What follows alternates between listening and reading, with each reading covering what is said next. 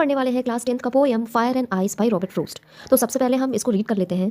Some say the world will end in fire, some say in ice, from what I have tasted of desire I hold with those who favour fire. तो यहाँ पर Robert frost बोल रहे हैं कि यहाँ पर जो फायर वर्ड है उसका मतलब है डिजायर यानी कि इच्छाएं, और जो आइस का मतलब है वो होता है हेट यानी कि नफरत। अब रॉबर्ट फ्रोस्ट का बोलना है कि ये मेरा ओपिनियन नहीं है, ये कुछ लोगों का ओपिनियन है कि कुछ लोग कहते हैं कि ये जो दुनिया है ये फायर की वजह से खत्म होगी, यानी कि डिजायर की वजह से खत्म होगी।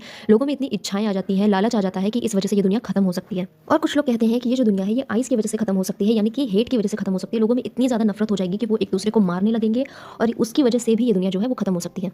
लेकिन अब जो रॉबर्ट फ्रोस्ट है वो अपना ओपिनियन दे रहे हैं कि मुझे ऐसा लगता है कि ये जो दुनिया है ये डिजायर की वजह से खत्म हो सकती है, और मैं उन लोगों के फेवर में हूँ जो फायर को सपोर्ट करते हैं। But if it had to perish twice, I think I know enough of hate to say that for destruction ice is also great and would suffice. अब पोएट बोल रहे हैं कि अगर इस दुनिया को 2 बार खत्म होना होगा तो मुझे हेट के बारे में भी काफी ज्यादा नॉलेज है कि जो आइस यानी कि हेट है ये भी बहुत ज्यादा सफिशिएंट होगा इस दुनिया को खत्म करने के लिए। तो